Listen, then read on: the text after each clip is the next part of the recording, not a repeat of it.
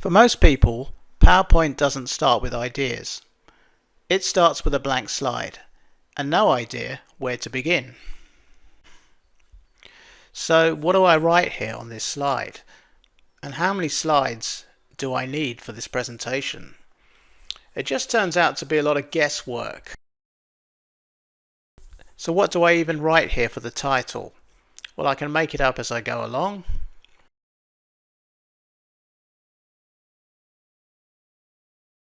And then what comes next? You could also face design and visual issues. Cluttered slides where there's too much text, you've got too many images, or even overcrowded layouts. You could have an inconsistent design, so you're using different fonts, colors, themes on every slide.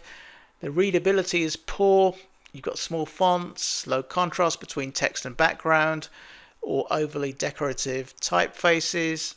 You could overuse animation and transitions. This can be off-putting as well.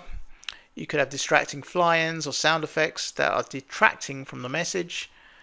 You could even have low quality or even irrelevant images, stretched, pixelated, or generic clip art that doesn't support the content at all. So when creating PowerPoint presentations, you might come across content and structure problems. There could be information overload, where you're putting entire paragraphs on slides. There could be a lack of clear narrative. Perhaps there's no logical flow or story, and this ends up confusing the audience about the main point of your presentation. You could have a weak opening and a weak closing, and you could be starting without a hook or ending, and without a clear call to action. The objectives could be unclear, so you're not defining the presentation's end goal. So some tips to overcome these problems. You could start with an outline, either in Word or on paper, before actually opening PowerPoint and starting the presentation. You could use the rule of 3 per slide. One main idea supported by no more than 3 points of visuals. You could stick to a simple template with consistent fonts, one for the headers, one for the body, and a cohesive color palette.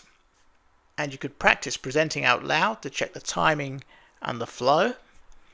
But of course, remember that you are the presentation. The slides are just your visual aids. And that's where ChatGPT comes in handy. We can just feed it a single prompt and it will give us the entire PowerPoint presentation. But what type of prompt do we give ChatGPT? Well, we need to tell it how many slides we actually want in the presentation. We're going to need some kind of content. Do we want a title slide, a conclusion slide? We can also get speaker notes and any charts, visualizations, things like that. And we can even pull in news articles from the web. It will even give us a downloadable PowerPoint presentation that we can start using immediately. All with a single ChatGPT prompt. Now, this could take some time depending on how many slides you want ChatGPT to generate, but it's worth the wait.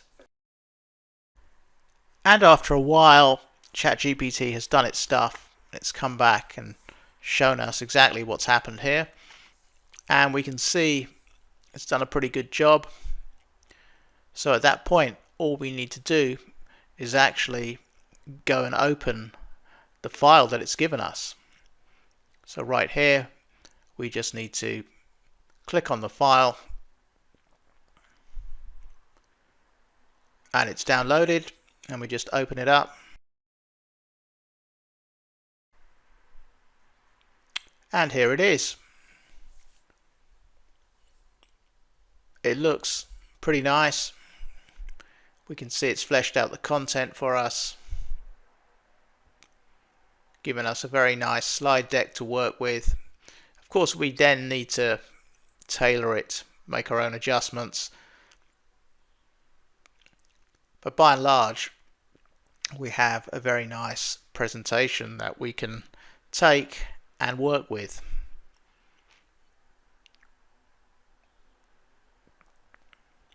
It's even put charts in there for us. and some sources that it's pulled in from the web.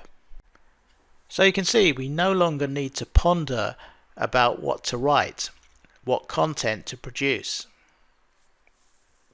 So instead of just staring at a blank screen and trying to come up with ideas, we just need to load up ChatGPT, give it a prompt, and it will go away and do its stuff and churn out a PowerPoint presentation for us. But remember, the prompt has to be the correct one. And once it's done its stuff, it comes back with a downloadable file and some details of what it's done for us. With ChatGPT, it's very easy to go from this to this.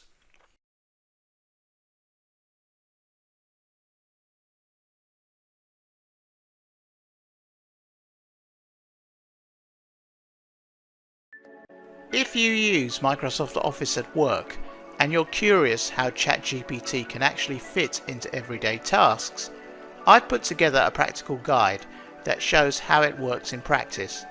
You can find the link in the description below.